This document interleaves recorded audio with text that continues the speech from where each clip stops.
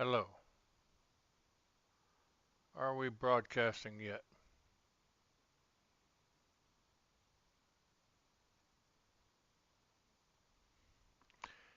Going to test this, see if it works. Well, it looks like something's working. Okay, here we go.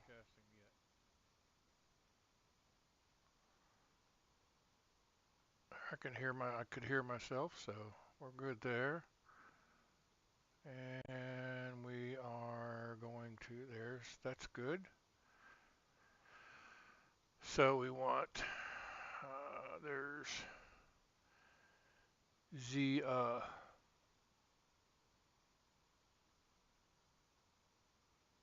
OBS. Is there anybody in here? Anybody watching?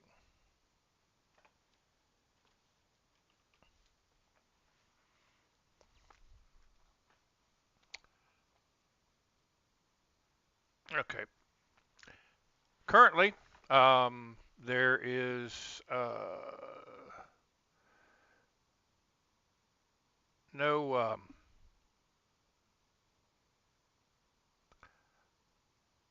no Alex at the moment. It's like about 7 or 8 o'clock in the morning there, so he might not be up. So I'm pretty much needing to. Let me see here. I can check this myself. Hello, are you there? No Alex at the moment. It's like about 7 or 8 o'clock in the morning there. Okay, we're good there. We're good there. We're good there. Let's go back to OBS here real quick. Okay, so I can make this a little bit smaller so I can see me moving. Okay. Okay, so currently I'm by myself. Um, this is the Linux tube. I'm not sure how this is going to work because Alex isn't here. He's in the Philippines on his vacation, and we were planning on streaming today at 6 o'clock. He's either not realized what time it is or he has family duties he has to tend to since he's pretty much vacating on holiday schedule. So I imagine he's got a lot of family stuff going on. So I'm pretty much going to wing this until people show up or don't show up, one or the other. I'm already spammed all the channels earlier today, so let's maybe do a respam real quick and see what's going on. Yeah, I am streaming, I'm recording, and so we're good there. So uh, let's do the usual channels. Let's do this one here, and let's chit chat. Do this, okay, and we'll do Linux talk and spam that. Okay, multimedia. Oh no, wait, YouTube videos. How to do it?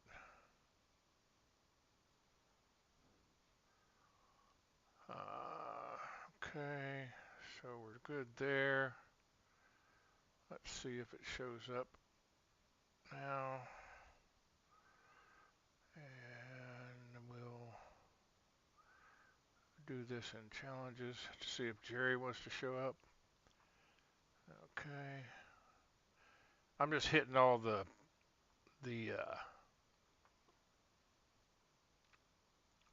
places I can think of real quick. Well,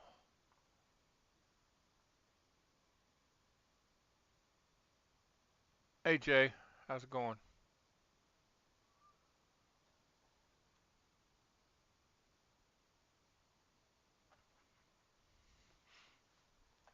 Yeah, I'm just waiting to see if maybe Alex shows up real quick, but I figured I'd go ahead and try the broadcast since this is the first time of me doing the start, the recording, and broadcast, and that way, if we do this again, I'll be ready for it and get a little practice in. Been a long time since I've done this. Used to do it back in the day when we had to do it on 56K modems, and we used to stream our videos. We would send to our FTP site a picture every 30 seconds, and then it would automatically refresh on the website. And that was the first of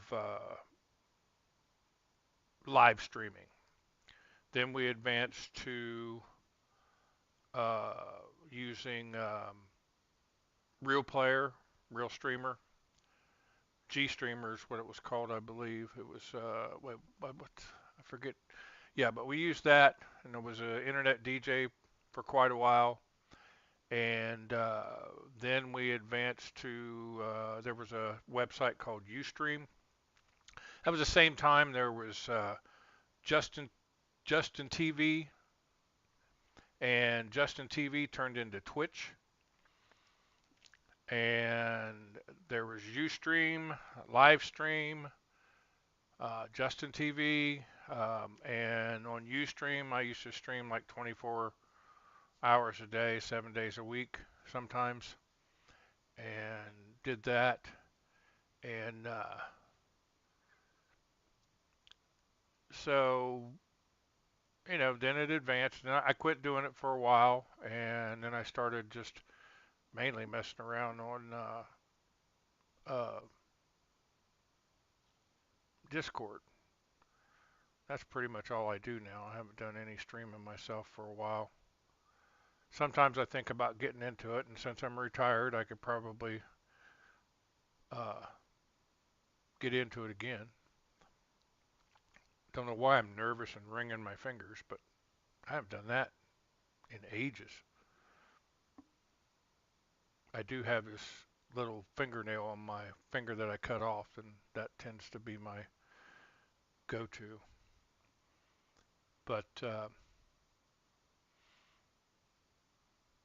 so I guess what I can do right now is just, if you have any questions for me about Linux or even not Linux, I'll try to answer them to get something started. I've got a couple things I want to talk about, but I'd like to see Jerry show up. Or is that Jerry now? Jay is Jerry? Is that you, Jerry?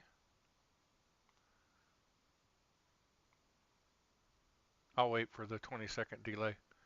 But yeah, any questions I'll answer. Doesn't matter.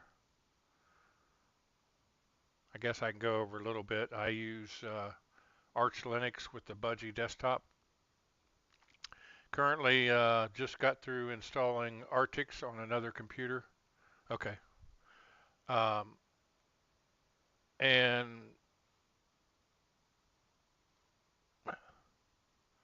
oh, okay. Well, you want me to hate you too? Why would I hate you? Okay.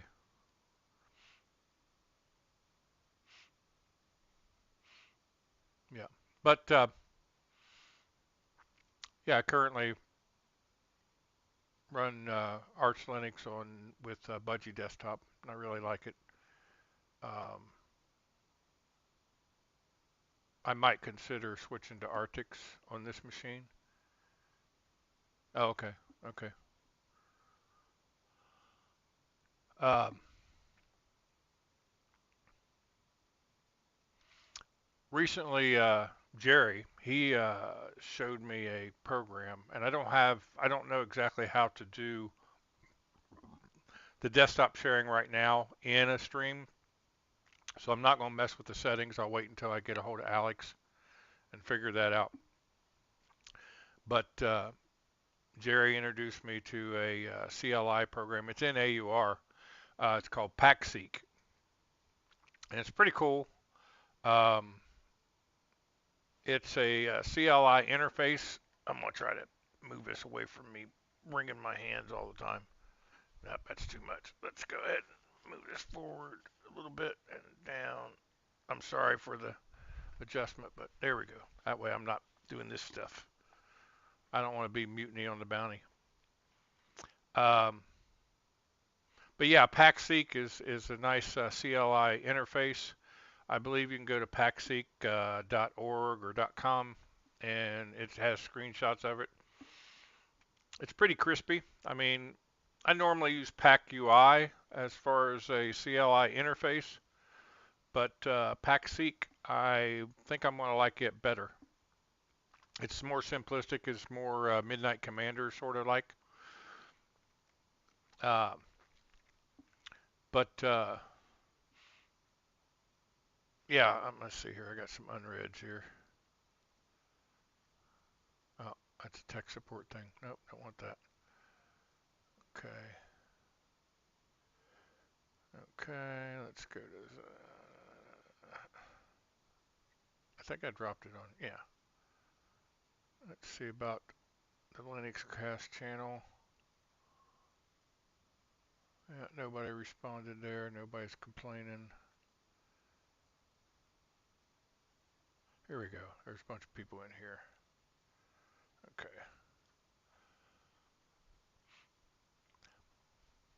Yeah, he was around earlier in the week. What was it? Tuesday. Yeah. Yeah. Me and Arch Penguin tend to go through different voice chat channels on the Discord server. Just sort of support all the different servers. And so Jerry popped in one of the servers we were in Tuesday, and it was good to see him. I was glad to see him. Hadn't seen him for a while. And but yeah, back in the day, I mean, I didn't even know about Arch Linux or any. And yeah, I mainly did Debian and Red Hat, but I didn't like Red Hat. I prefer Debian or Ubuntu based stuff, just because it was based on Debian. So, and I used Ubuntu for 10 years. Played World of Warcraft on it with using Crossover, which is a Wine interface. And now the people who make the program Crossover, they are the main supporters of Wine. That's Code Weavers. But I've been buying Crossover every year for pretty much about 10 years, I think, off and on. And I quit playing World of Warcraft, so I probably won't re-up it right now.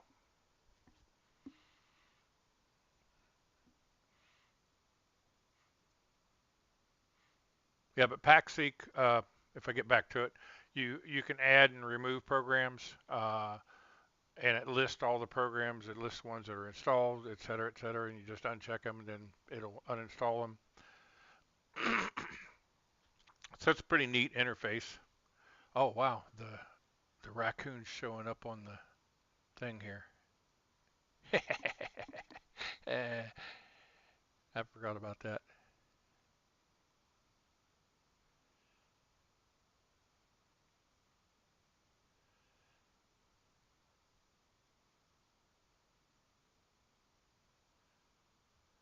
Let's see if he showed up yet.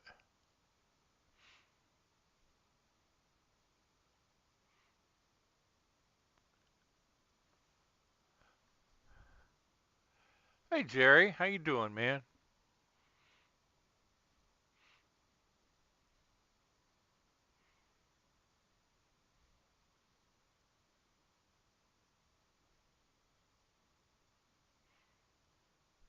Oh well, yeah, that doesn't even let me know.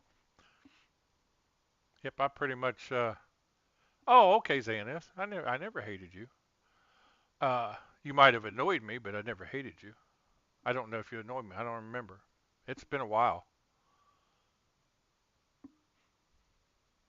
Well, it's okay. I forgive you.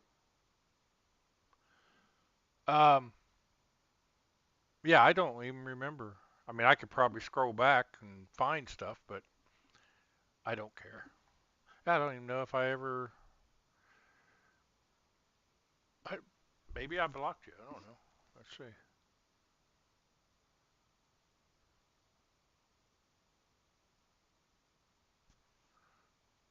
Now I'm curious, you know.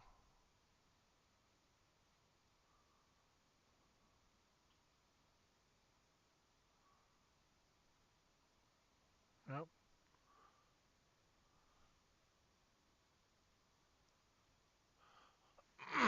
Oh, okay, well, I'll maybe remember here later sometime. Maybe Jerry can refresh my memory.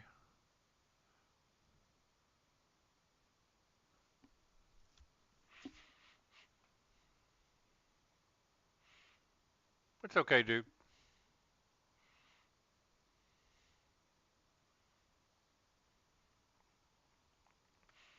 Yeah, Jerry, I was talking about your pack seek. I don't know if you heard it or not, but yeah, I messed with it a little bit earlier. Tried to install it on Arctics, but Arctics has, for some reason, the version of Arctics I installed is got me in the testing repos, and I don't understand why, but it's on the other machine. I found a SSD, spare SSD, so I put it on because these old Optiplexes work really good with SSDs. It refreshes them and brings them back to life, and they're usable. I mean, they only got 8 gigs of memory, but they're pretty rock solid with an SSD. When they're running metal, it's just too slow.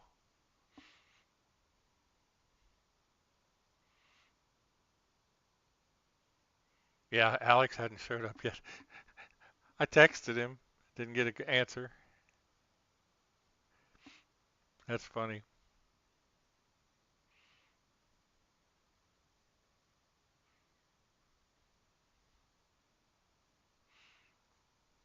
Yeah, everybody deserves a second chance. Oh,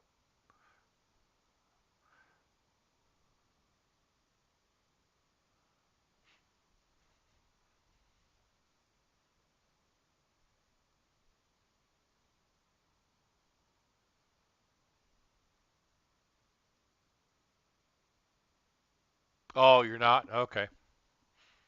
Oh, that reminds me. I need to start my. Did I install uh, Hex Chat? I thought I did. I didn't install Hex Chat on here. Wow, I'm glad you guys started talking about that kind of stuff. Because now I need to install Hex Chat.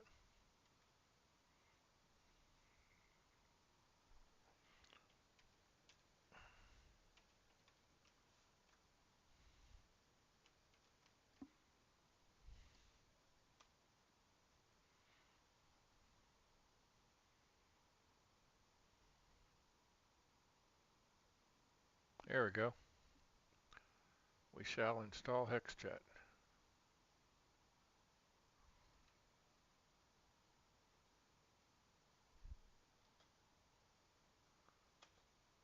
Oh, I forget how to install it.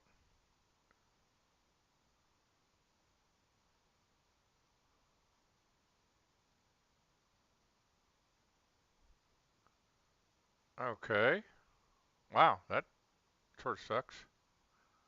Let's do it this way. Okay.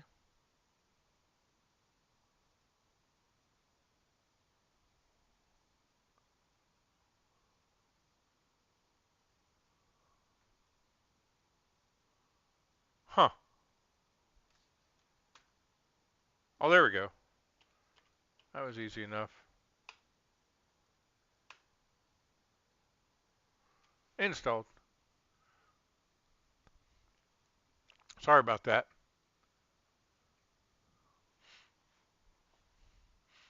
Yeah, I tend to just go back to Hex Chat, and I got to remember. I hope my nickname didn't unregister.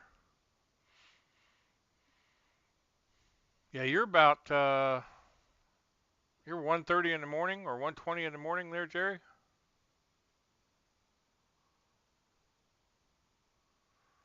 I appreciate you hanging out.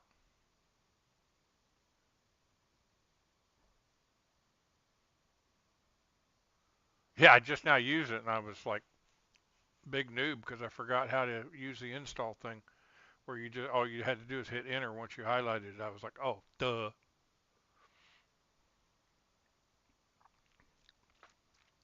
Yeah, Packseek's pretty cool. Yeah, okay, okay. Oh, you're 6. Yeah, I forgot it was 6 hours. I thought you was 7.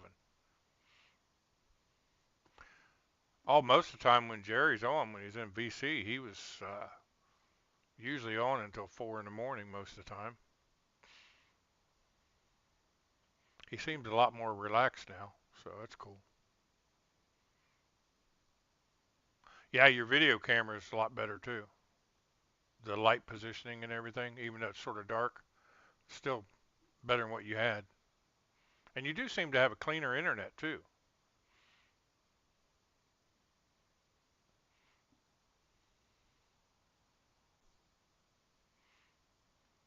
Is there anybody else in here?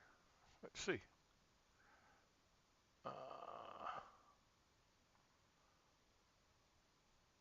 Oh, yeah. Okay, it's just us three.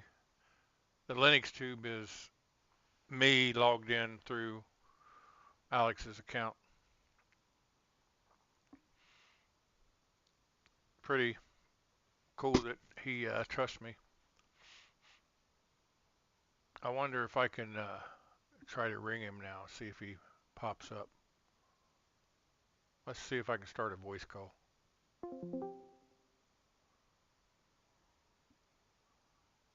I don't know if you guys heard that or not, but we'll see.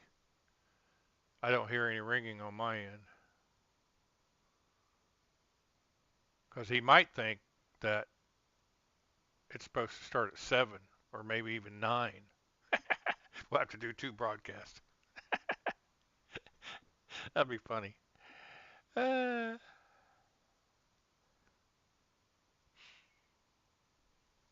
yeah, I try to also try to install Protix. Oh, okay, okay. Yeah, because I was trying to. I'll hang up on. Protix has the new XFCE 4.20. It's the only one, but it's Slackware, I think. Yeah, I think it's Slackware. And but it wouldn't install on that old computer. I don't know why. For some reason it wouldn't allow it to build the boot system. I think it was Projects. Let me see here. Let me go to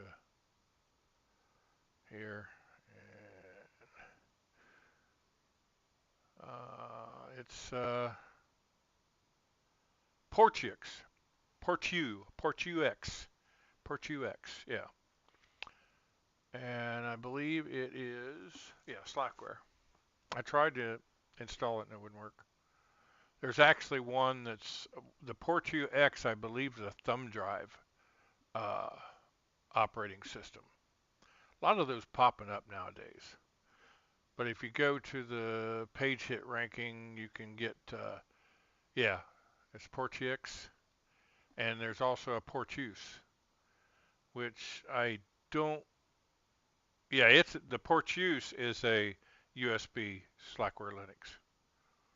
Yeah, I believe let me check the Portux. Maybe that's why I got it wrong. No, no, the Portux, Portux is for desktop. Yeah, I blinded everybody. I'm sorry.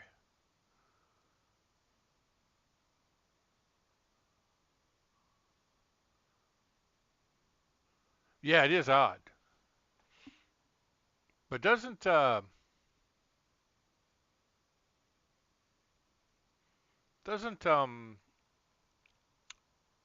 Slackware use XFCE by default? I think it does. It's probably the only distro that uses it completely by default, as far as I know. The installer is atrocious, though. It's just awful.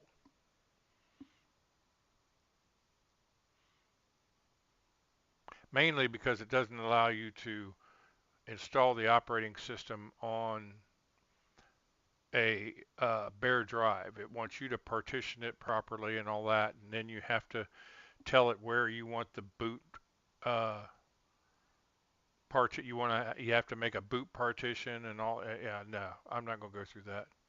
Oh, they're using KDE. Okay, okay.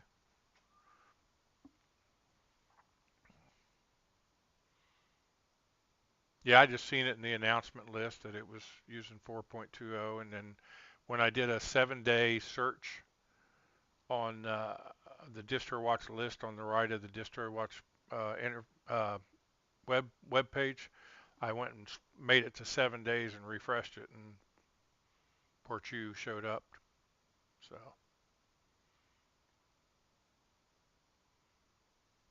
I didn't really want to install another Arch distro, but Arctic's is pretty sweet. It installs in like 8 minutes.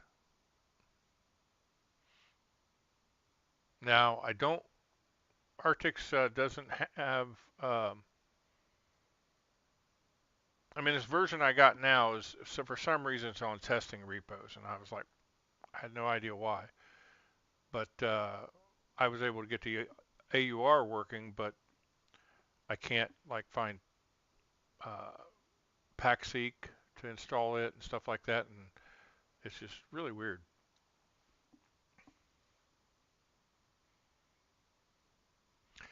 I think I tried to install CatchEOS. I might try it. I might try it.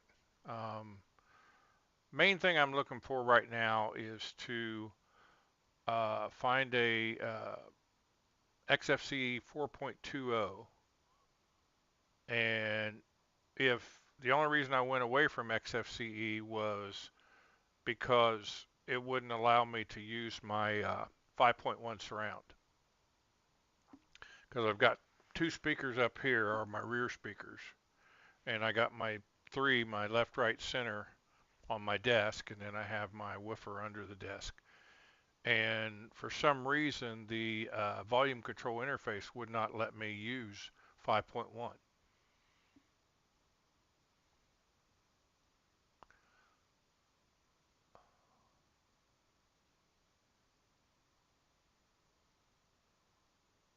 Oh, Debian Sid has 420?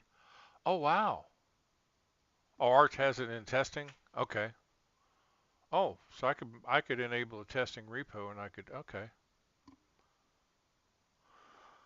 I don't know about adding a session to this because last every time I have ever added sessions in Arch, it just turns into a big cluster. Things start breaking and programs start hanging up. That's why I'm currently pushing running more flat packs as possible. That way,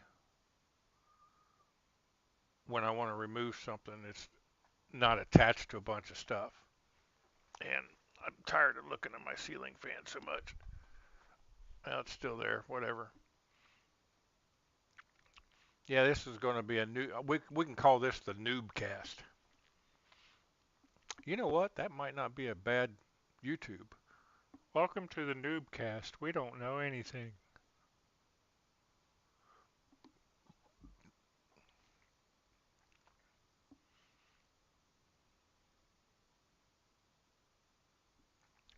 Yeah, I might try Debian Sid then. Isn't Debian Sid the isn't that the testing branch of Debian? Debian Sid, I think.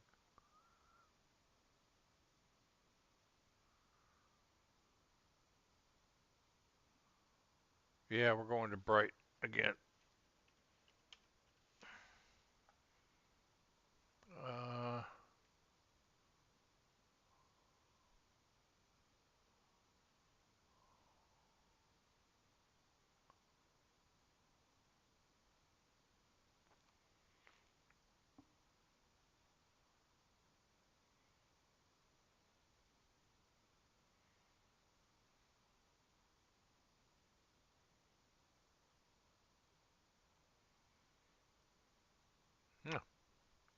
Wow.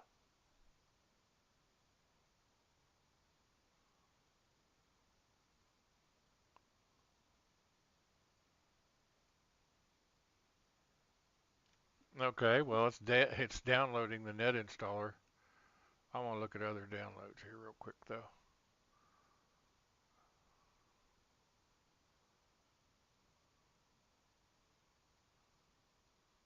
Download mirrors. Let's do the United States from Berkeley.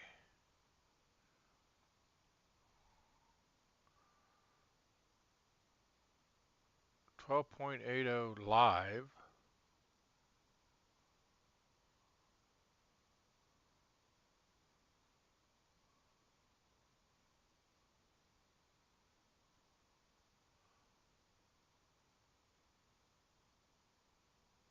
Huh. Yeah, Debian calls it a hybrid when it's got a live installer.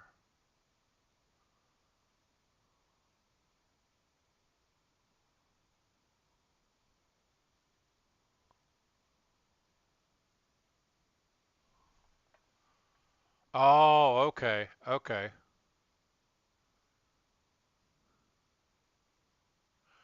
Oh, wow, I didn't know that.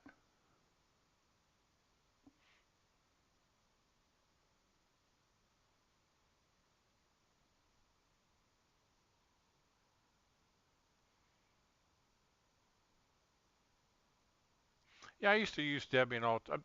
Main reason I like Debian is I had two reasons. One, I like the package manager, the Deb system, and there was alternate ways to install uh, programs, and it found the dependencies for you. Because I once they came up with Synaptic, I fell in love with that. It was a little wonky at first, but it's cleaned up quite a bit. Um, I couldn't stand RPMs. I mean, why would you want to try to install a program in Red Hat and it would come up and tell you that dependencies can't be met, and then you had to go and search for that dependency yourself. Even if it was in their repositories, you had to search for it. And you had to find the RPM file for that dependency or multiple dependencies, install them separate. Then, a lot of times when you went to install those dependencies, they had dependencies you had to find. And it was just a big rabbit hole. So I leaned towards Debian, even though Slackware was the first distribution I tried to install. It installed, but I didn't. For some reason, I didn't like the interface. That's been in the 90s, though, so I can't remember all that. But yeah, Debian. I liked Synaptic. I liked GDebi, where you could install uh, separate deb files. Well, Fedora, yeah, Fedora doesn't do it. Fedora's got DNF. RPM is depreciated, I believe. I don't think anybody uses RPM anymore. Uh, they came up with the DNF. So,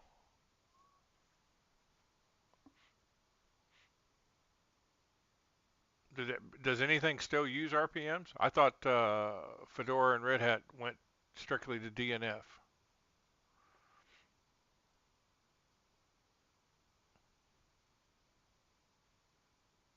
I mean, RPMs might be better now, but back then, it was just you would have three or four dependencies that they wouldn't meet for you.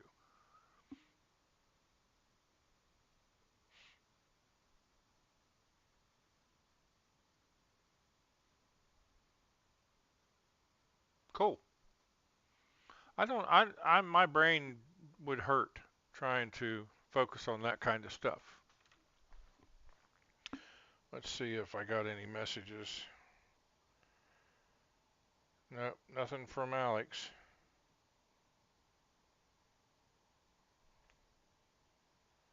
I would hate to call him and him have to do pay for international call.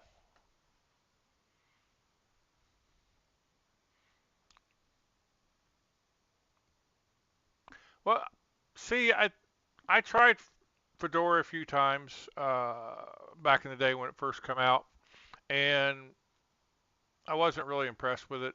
But I did try Nobara. Everybody's talking how Nobara was the gaming Linux and all that, and I it sucked.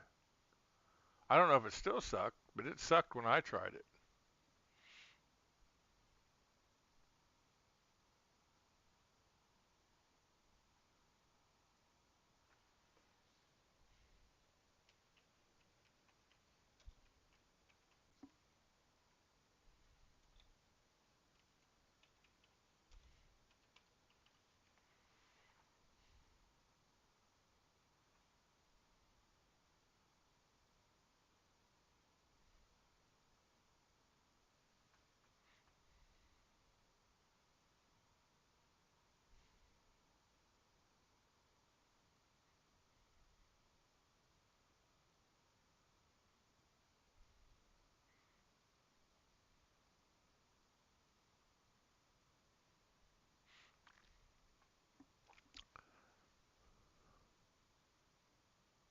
Oh, okay, okay.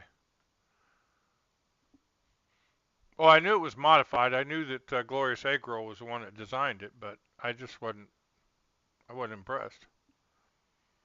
Yeah, I mean it crashed on me a lot. Um, what was I going to ask you? Um, I was going to ask you guys about something.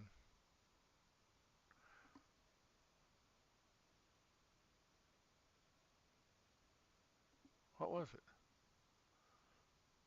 Yeah, Arch Penguin says that Bazite is really good. He said it's rock solid. He uses that and Nix for solid Linux for gaming and stuff. Because he likes it because Nix you can do a complete minimal install with none of that extra junk. But I tried Nix and it's I to be honest it's too much work for me to install stuff. I like the point and click. I mean I'm okay with some CLI stuff, but yeah. Yeah, swears by it. Arch really liked the Bazite. I haven't tried it yet. Might be something to. Oh, I don't know if it would work on these potatoes. I might try it. I don't know. I don't know if Bazite would work on a potato.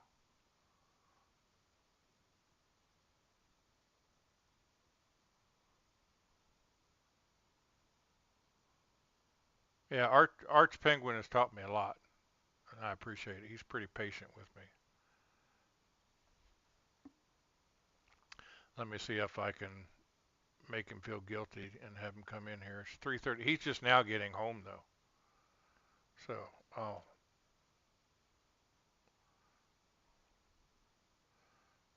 might as well.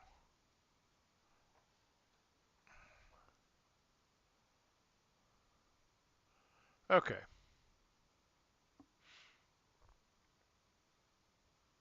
maybe there'll be some other people show up. I'm okay with a couple people.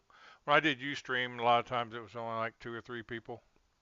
Sometimes I get lucky and have maybe 20 people, but most of the time they were trolls.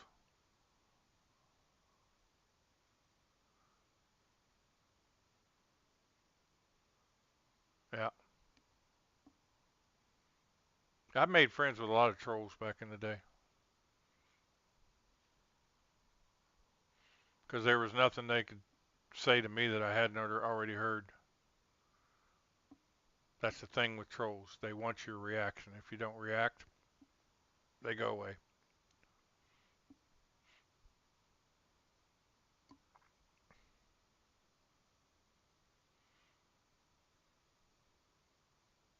Yeah, let me see something. I never checked to see if XFCE 4.20 is available in the repositories yet.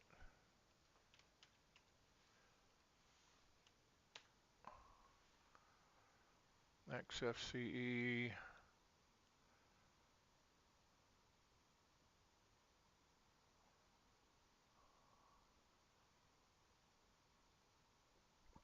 It would have to be in session, wouldn't it? I think.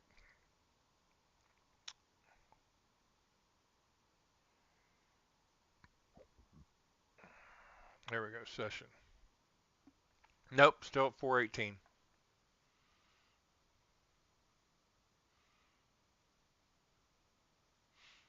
I imagine it'll probably be approved here pretty soon, though. I imagine there's a lot of people asking for it.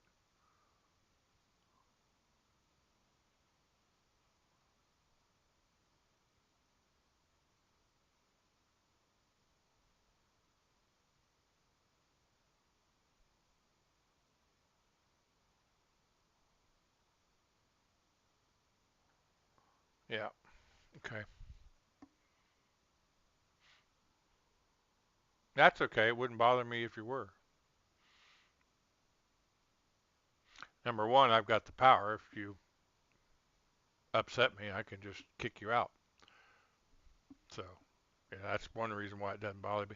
That's the thing that a lot of people don't understand, and it's still true, is the internet is not a democracy. No matter how much you want it to be, the internet is not a democracy. It will not ever be a democracy. If it ever becomes a democracy, then that means Armageddon's almost here.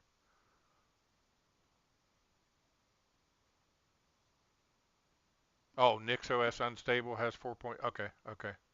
I think I would probably more favor Debian.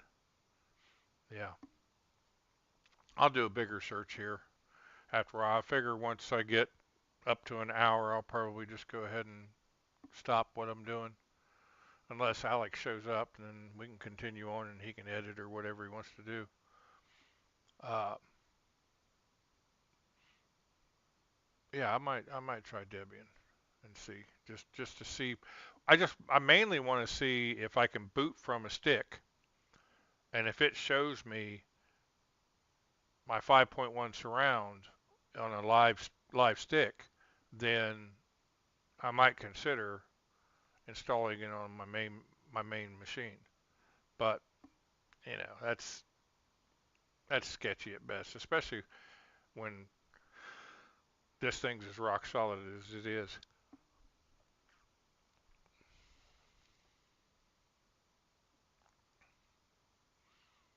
I mean, this is the best computer I've ever built since I've been building computers, and that's since I think I built my first 486 or 386 back in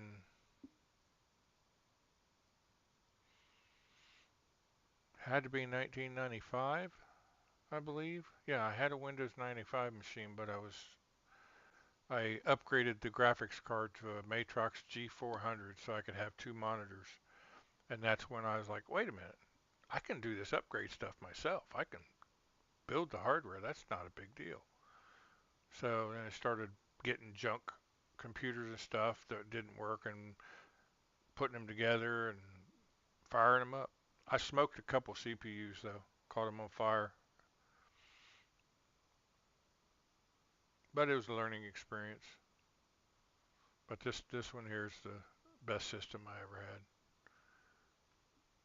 Ah, okay. Yeah, I had an AMD Athlon. I had a Pentium 2. Yeah, yeah, the slot card CPU. Yeah, yep. And I would go with my friend and we would take out old computers from hospitals and stuff. And my first Pentium was a Pentium 60, but we would get old computers out of hospitals, and I would get them all working and everything. And we would take in. I just go through them and get them working. And what was funny is back then hospitals never took their hard drives out of their computers. I even had a Windows 3.1 laptop one time that a employee from Borden that made milk and cheese and stuff, had used it for sales, and it had all his information, his sales records, and all that in there. But it was heavy thing. Had a little mouse on it. It was a little beige box thing. I even had a K Pro 10. That was like your first iterations of laptops, which was running CPM 80. I love CPM 80. It was fun to tinker with. Yeah.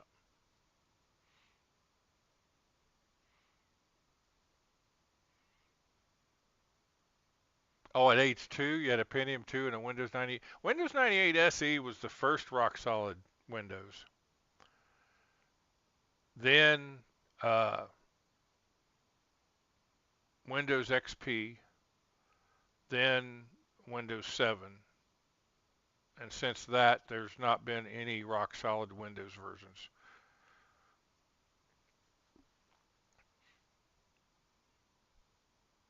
Yeah, I would run like 12 PCs with Windows 98 SE on them and feed them all through one computer, sharing the internet. Oh, Toshiba satellite, yeah,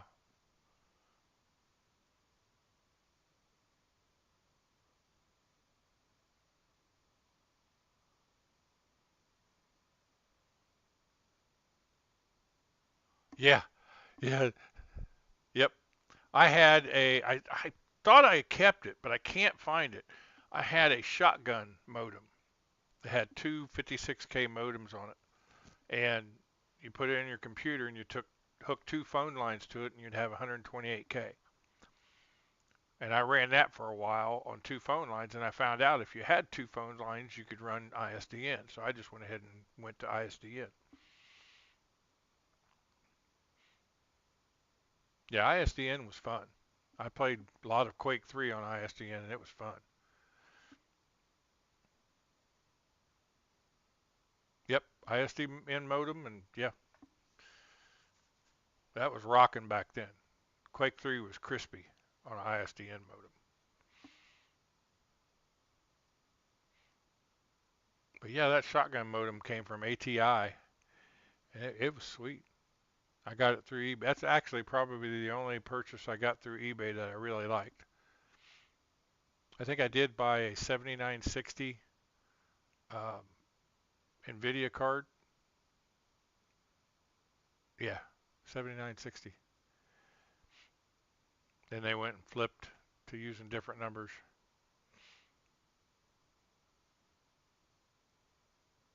I still got it. So I got all kinds of junk all over the place.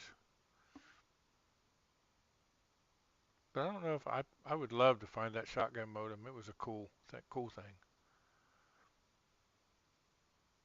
Yeah, I had SUSE Linux. I got the book somewhere in my garage. A lot of stuff of mine is in the garage, and I don't know if 9.0 SUSE was the one or not. I think it was 7.0 that I had, and you opened it up, and it was like seven CDs on this in this packaging. Because you used to be able to go to Office Max, Office Depot, and you could buy retail versions of Red Hat, SUSE, and there was another one. Excuse me. Um, there's one more that you could get. I don't know if Corel Linux was a thing then or not, but you could get Corel Linux in a retail package.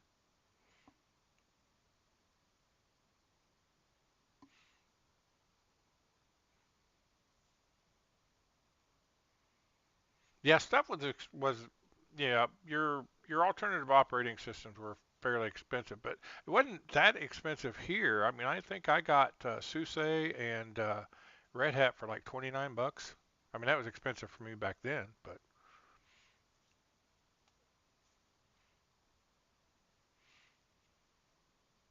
yeah.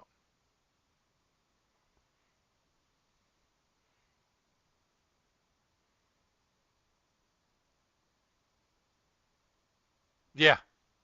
Oh, well, the one I had, the SUSE I had wasn't DVDs at all. That was before DVDs were even invented. So mine might have had an even lower SUSE.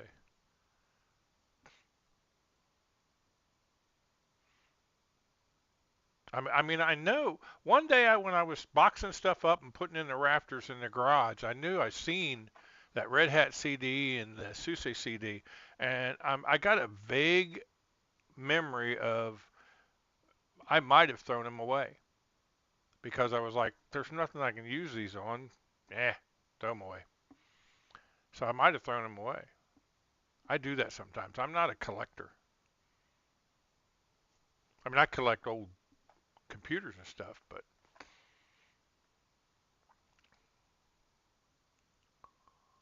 yeah. Yeah, Mr. Alex still hadn't showed up.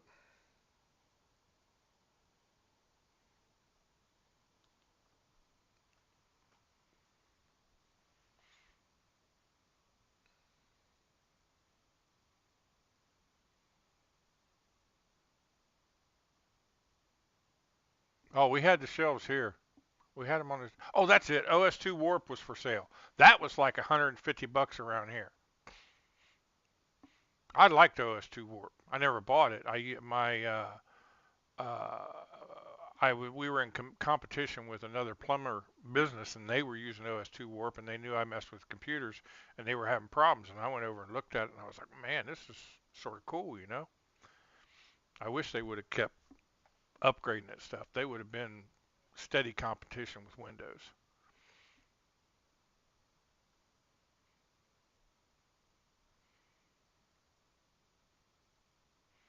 Yeah, OS2 Warp was cool.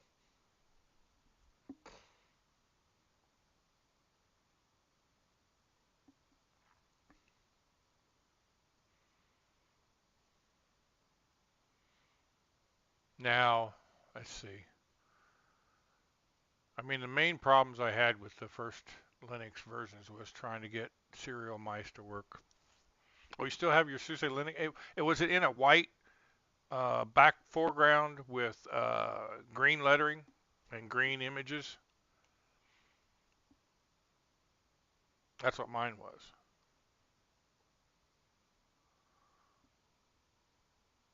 And the Red Hat was white with red lettering and black lettering. Yeah, I've got a ton of CDs that I kept that I wished they still worked. Never did realize that CDs were not indestructible. I mean, I left them in racks and everything, but they. Oh, a green box? Okay, okay.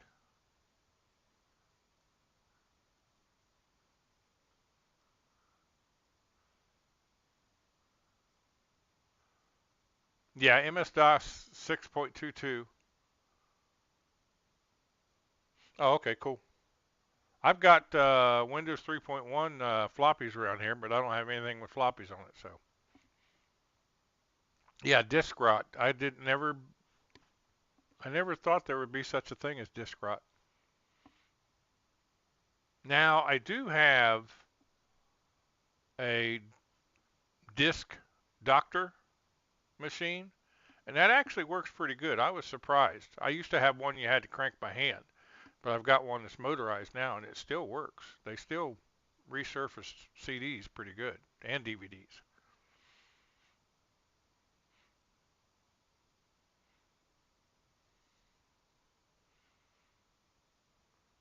I might, I've been trying to clean my garage little by little here lately, but it's been too cold. But I don't know if I got it right here in this box or not. Let me see. Yeah, it's right here. Nope, that's not it.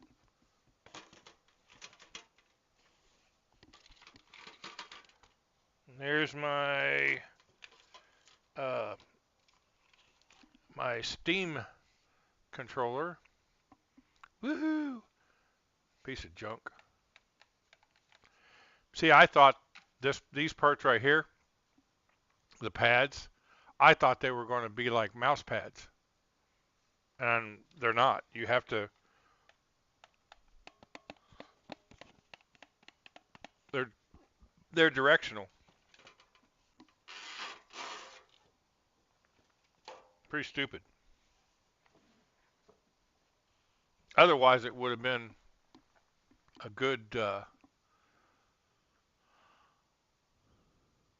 a good controller. I'm not a controller person though. I'm a keyboard person all the way.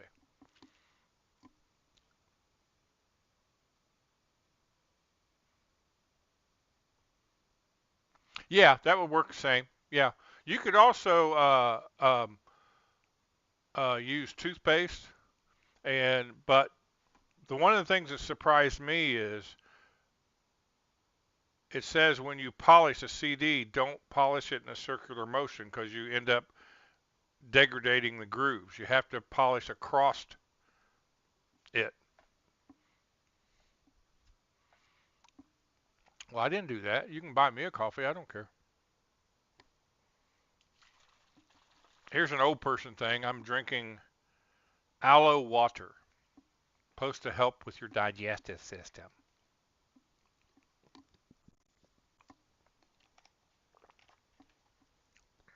This is my first time trying it, so we'll see what it does. Do any of you play Generation Zero? I have a reason for asking.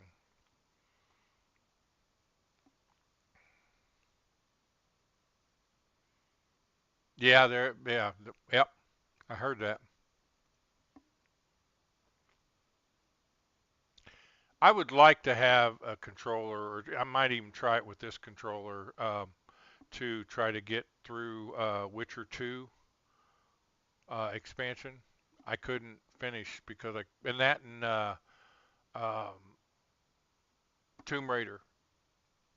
I got to a point in there where I couldn't kill the bad guy to get through to the next part of it.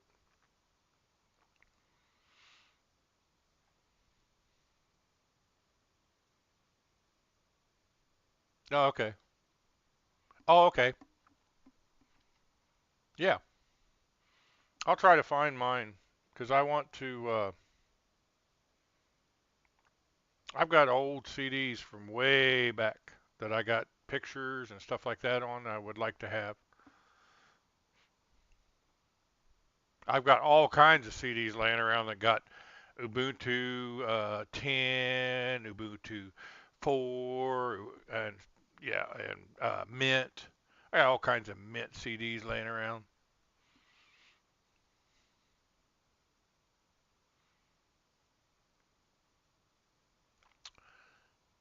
Here in the future, probably in the next couple months, I'm gonna get her old all-in-one computer where everything's in the screen, and I'll see what I can do with it.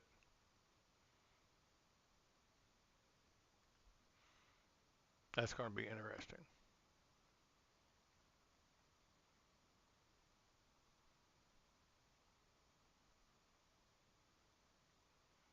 Now watch Alex show up at 9 o'clock and say, "Hey, dude, you ready to stream?" I said, "Yeah, we can stream version 2." That'll be funny.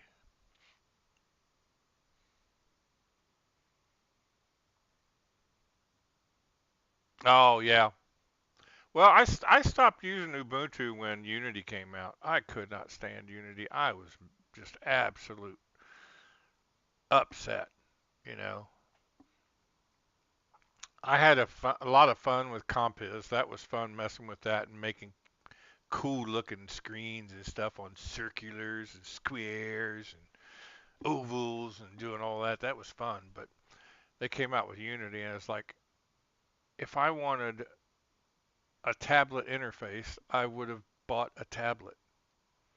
But that was back when tablets were just funky. HP made these big clunky tablets and they were literally shaped like tablets.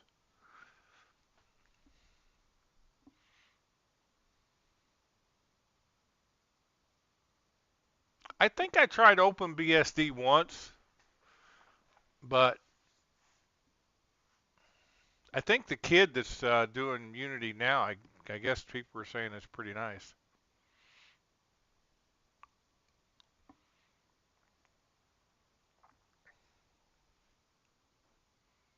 Thinks like a 16-year-old kid that's maintaining it now.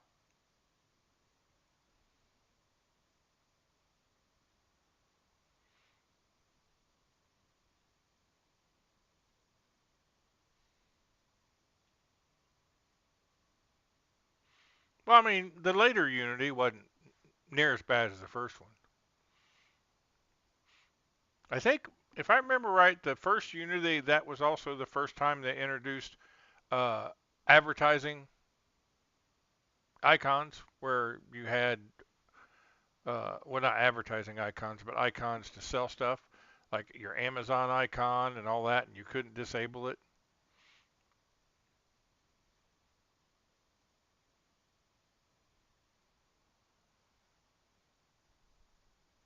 Oh, was it bad towards the end? Okay.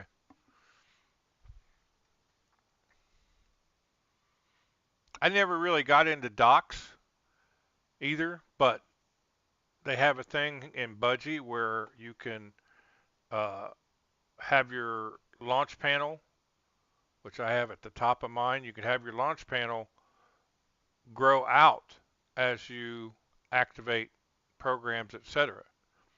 And the thing that I like about Budgie too is you can set your shortcuts in your launch panel, and when you activate the program, it doesn't add another icon to your bar and crowd your bar up. It just puts a dot over top of it and tells you that it's being used, which I find very cool.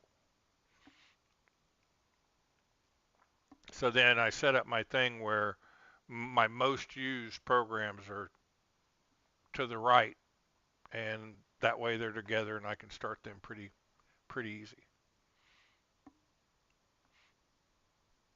Yeah, GNOME 3 and 4 would say was probably inspired by Unity.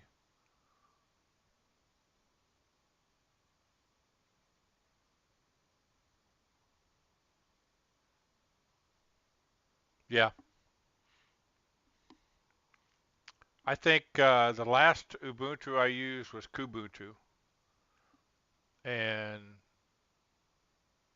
it all of a sudden just turned into a piece of junk. That's when I went to Arch.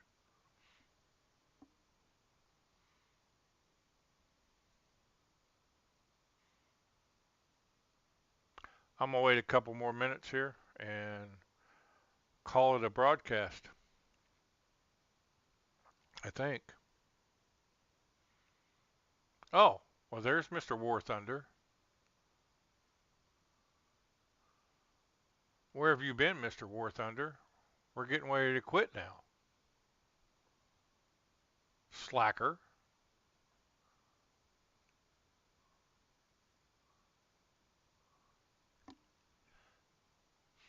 I'll hang out some more. It depends on if more people show up. How you doing, Mr. War Thunder? Glad you're here.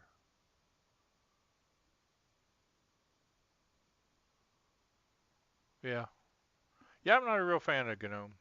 I'm not a fan of KDE. I mean, I'm pretty. I guess my two uh, favorite. Yeah, I'll be having dinner after I'm done. My two favorite desktop environments are XFCE and now Budgie. I used to love me some Enlightenment, but now it's just difficult. Let's just put it that way. Back in the day, Enlightenment was the desktop that you could customize yourself and really make it rock.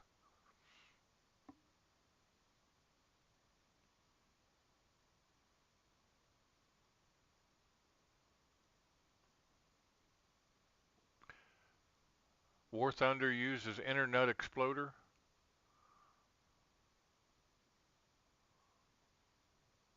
Why don't you use Netscape if you're going to use Internet Explorer?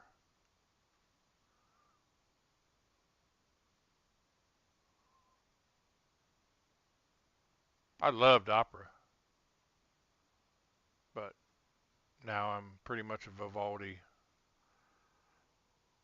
fanboy. Except lately, it hasn't been allowing for sync to happen. Oh, wait a minute. Looks like they might have fixed it.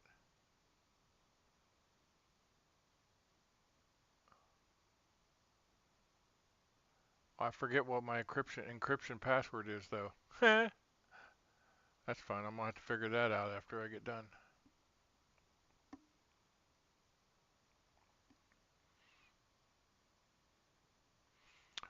I haven't tried this in browser yet. I think I might have installed it once, but I think it was on one of the other computers and it was just too slow.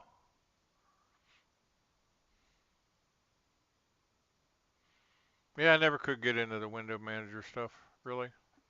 I mean, with Budgie, it has Mutter as its window manager, so you do have some customization with Mutter.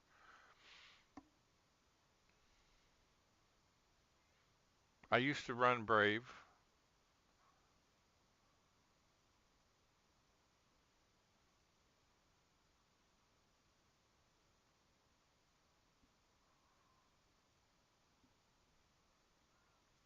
So what'd you have for dinner, War Thunder?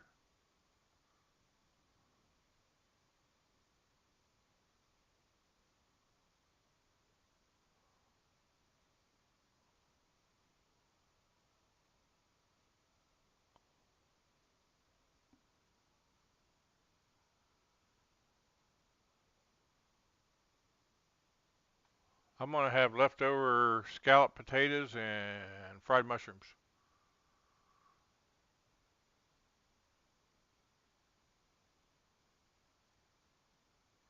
Yeah, Arch has been trying out cinnamon. I think Arch Penguin has, and he seems to like it.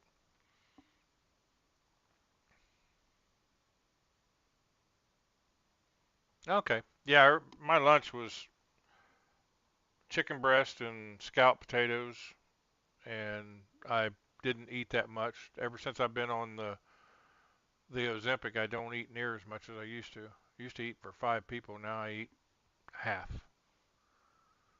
I can take and get my lunch and have half for lunch and half for supper. There you go. I got one of the pizzazz pizza makers, man. You can cook anything on that thing. Oh, matter of fact, I could make some string fries. You can put frozen fries on the pizzazz pizza maker, let them go for about 26 minutes. Oh, nice and crispy. You can put chicken nuggets on them and put bagels on it. Yeah,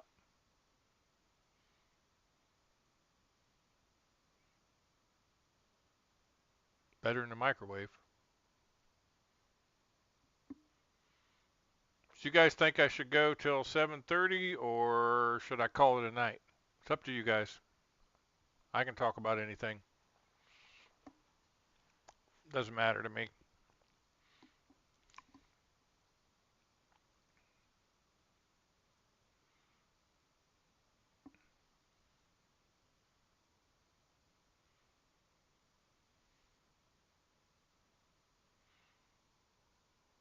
I could go till 7:30 if you guys want to.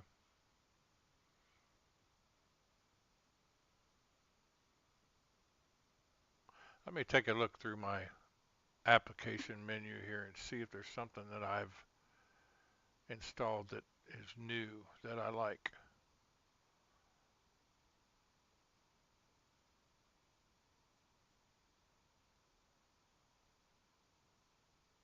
Local send's pretty cool. If anybody's never heard of that, you put local send on your computer and you put it on your phone and uh,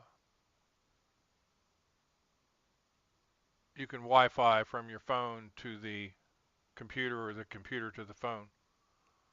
Yeah,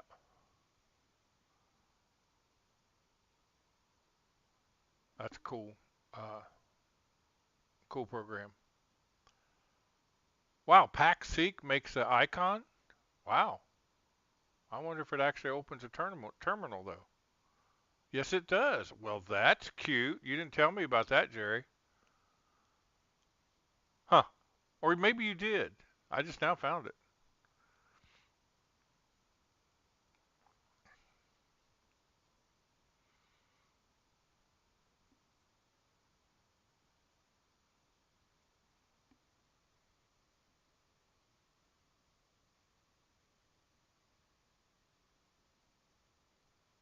No, I mean it's like 7 o'clock in the morning, or yeah, I think for him it was like 7 o'clock in the morning at 6 o'clock.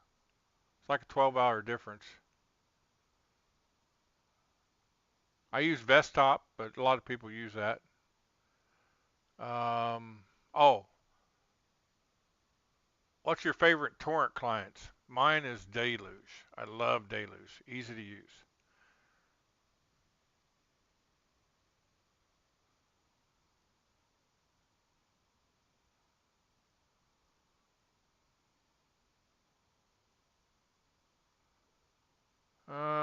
Handbrake, I like it.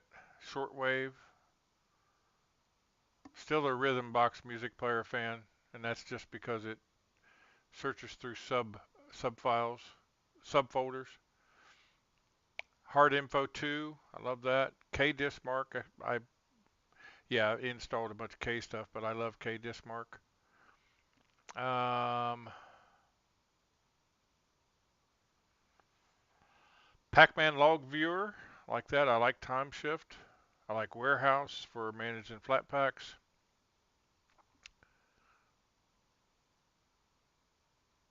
Yeah, that's about it.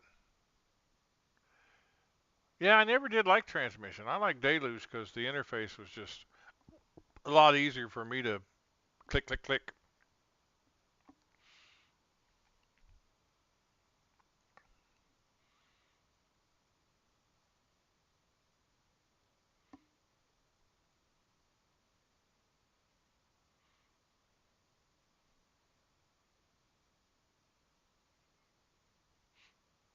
Yeah, we'll go to 7:30. Yeah, it'll be funny if he shows up at 9 o'clock. That'd be so funny. Have two broadcasts.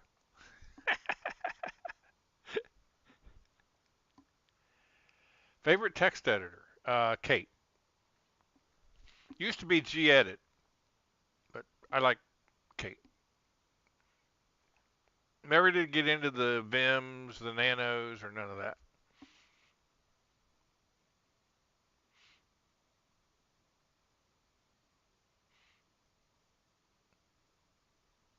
Yeah, I'm not a terminal text editor. Yeah, I tend to I use Kate because yeah, I did use Pico a long time ago, but I never really I don't edit enough config files to really have a need for Vim, Pico, Nano, or terminal text editor. And I also like the way Kate keeps your previous files that you were looking into. I like the way it does that.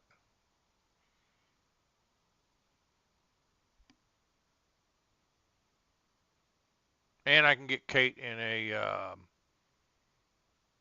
flat pack. Yeah, I think my top flat packs. Number one is Warehouse. I love Warehouse.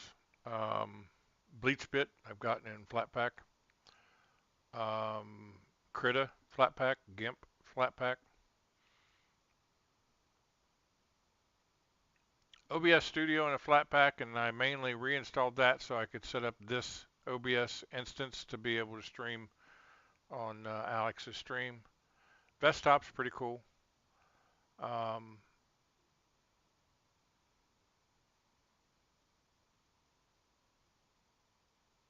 and CPU-X and no, okay, yeah, those are it. Those are my favorites. But Warehouse is my all-time favorite. I made two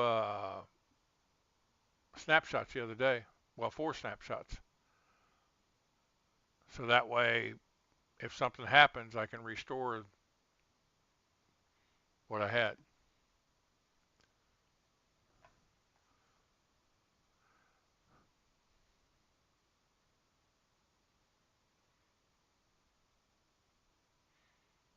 Yeah, see, that's at my age, I tend to forget things like that.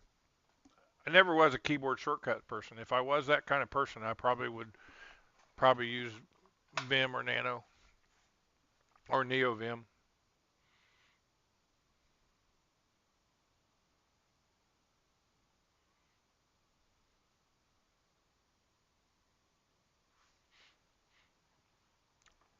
I could have used uh, a substitute host.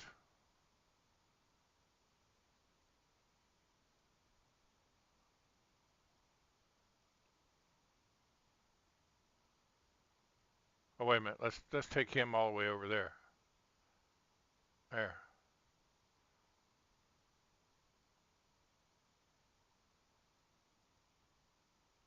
There we go.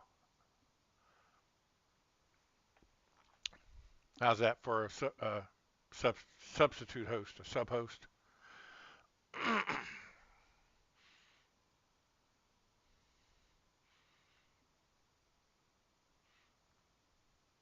Yeah, I didn't have a solid black JPEG to make a solid black background, so I just grabbed a wallpaper and just drug it to where it was black, and it had this raccoon on it. So yeah,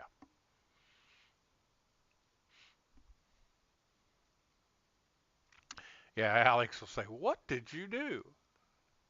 Hey, if you're gonna give me free reign, I'm gonna have fun.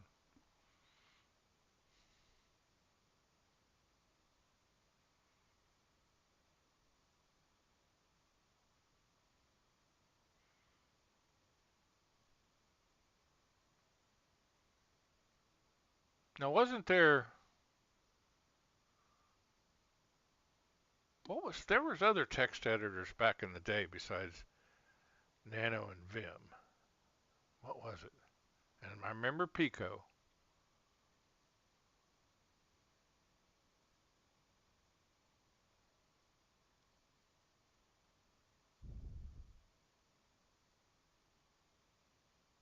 What was it? Now I'm curious.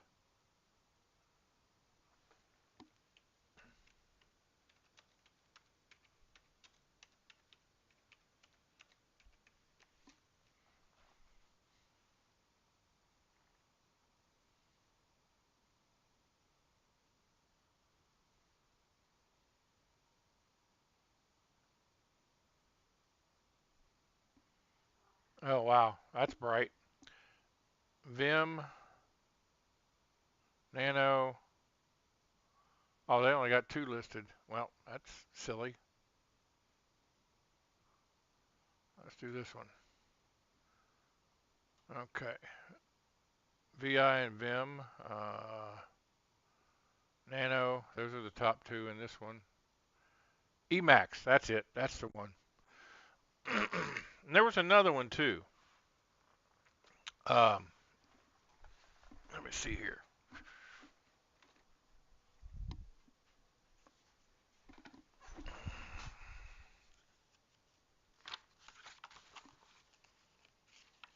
This is my sysadmin book I got a while back.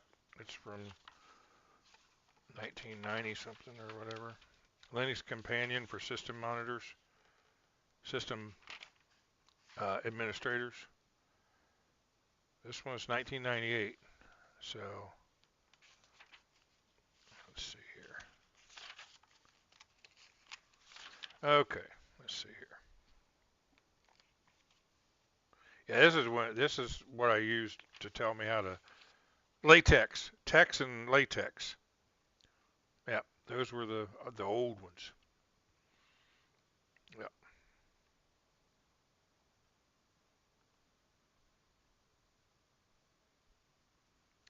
X Free 86. I got Emacs. Okay. Microtext editor. Never heard of that. NE. Never heard of that. Nice editor. Yeah. Yeah.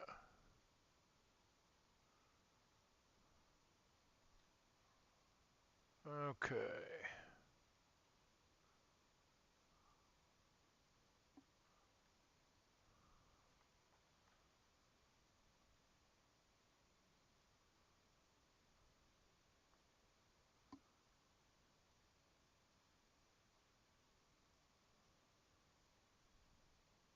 Oh, VI and Ed. Yeah, but I do remember latex and text. I think that's probably why I didn't ever pick up CLI text editors because they were awful.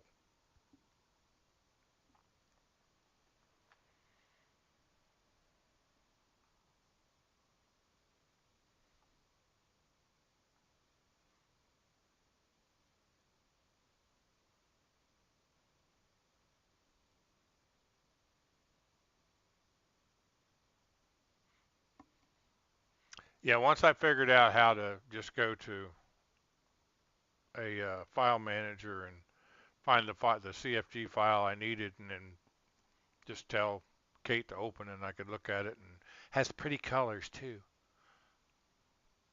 So I pretty much got stuck on Kate. I mean, I used to use gedit all the time. That was mainly to mess with hex chat. Um, configurations.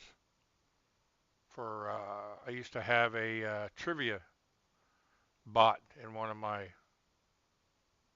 IRC channels, and I would edit the Perl scripts or HTML editing. I used to like gedit for that. Well, also I've tried what's Geany. Everybody else calls Genie. I call it Geany.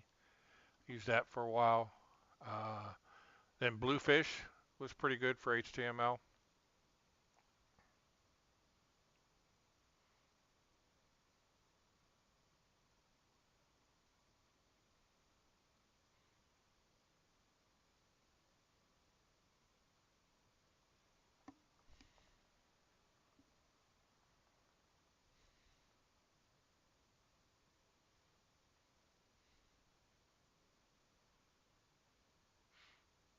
Yeah, it's funny. A lot of you guys' early days is my right when I was using Linux without dual booting at all. Oh yeah, I used to use Dreamweaver all the time. It was usually a cracked version, but I lived on Dreamweaver and Front Page for the longest time. I did it on my website for Ustream. I had a website that connected to Ustream and fed the Shockwave to my website, and then I didn't have people didn't have to come to the Ustream site in order to watch my stream. And I used Dreamweaver to edit my website. It's pretty rock solid. I used to love with Dreamweaver. But once I got into using just Linux, Dreamweaver wouldn't work in crossover or anything. So I tried to get it to work in crossover and just vanilla wine, but it wouldn't. Be nice to be able to get it to get Dreamweaver or what is it now? Photoshop Premium or Effects, something like that. Yeah,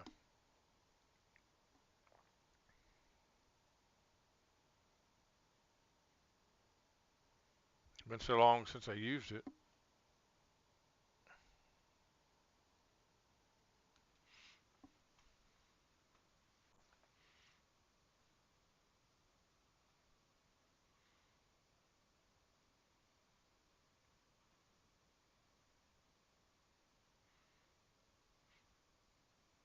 That's what I liked about Front Page and Dreamweaver. I used to love WYSIWYG editors for websites.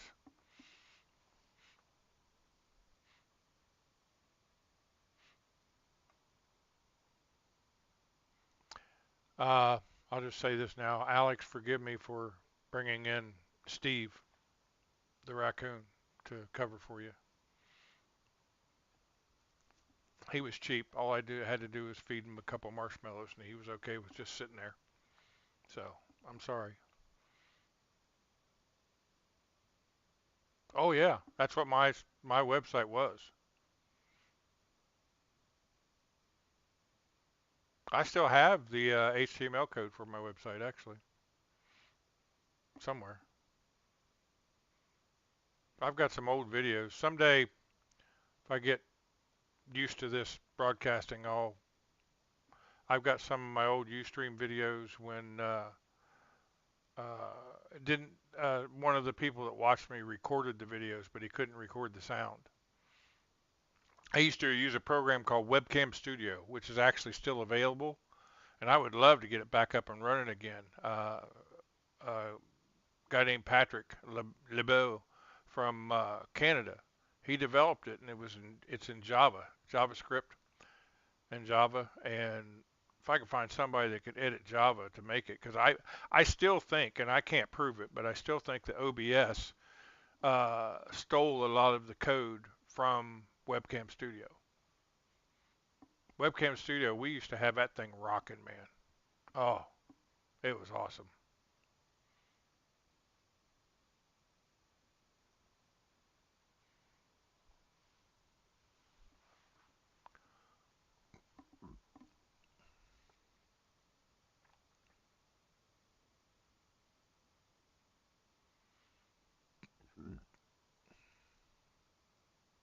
Yeah, I think we had it set up so you could. Oh, the thing about Webcam Studio was is you could set it up with it had built-in FTP, so you could send your video or pictures straight to your website. That was cool.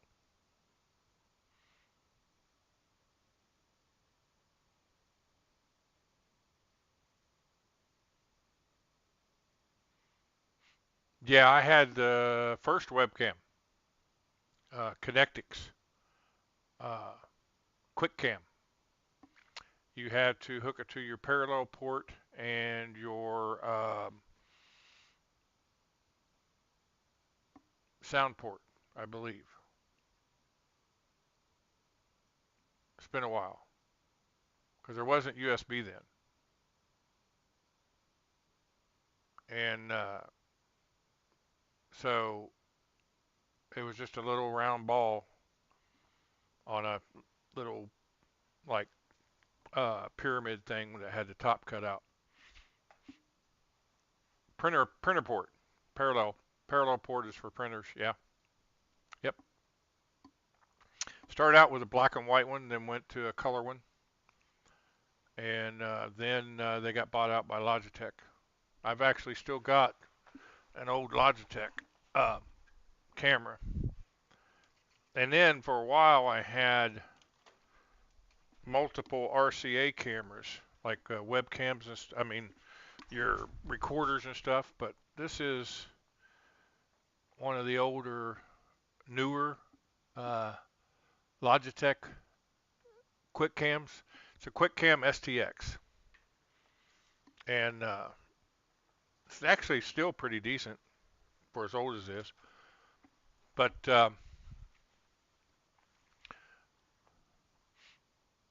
yeah, yeah, yeah. Logitech. I've got a Logitech C510 webcam, and it's pretty old too. But then I had these things you could get through Fingerhut, and they were transmitters and receivers. Okay, and you could hook anything that had an RCA output input. Okay, on these receivers, and I had like 5 different cameras throughout my house, and they were these little itty bitty cameras. They were security cameras, and I could access them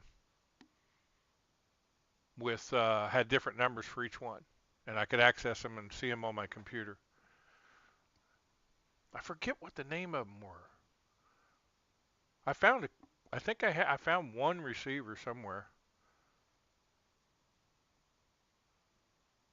Yeah, yeah. If you're in your 40s, you would. Yeah, because I was in when I was doing it. When I was streaming, I was 28 maybe. Yeah, IP cameras. Yeah. Well, no, they weren't IP cameras. They were actually using infrared. They were the wait a minute. RF. They were RF cameras, radio frequency cameras. You plug them into the receivers, and then you have the you plug them into the transmitters, and you have the receiver at the computer. Yeah, it's pretty cool. I ran cameras for like 24/7 for a while, and I had I don't know how I think I had 4 or 5 maybe, and I would have it. Uh, I would have Webcam Studio pick up all the images, and it would show them all at once, and then broadcast it to my website. Okay, I'm gonna take out. I'm gonna head out too, Jerry. Thanks for reminding me. Y'all take care. Thanks for hanging out. Uh, maybe we'll be back at 9. I don't know. You never know. I'll be willing to do it. I'm gonna get me some supper, and you all take care. And let's see if we know how to stop this. Thanks, everybody.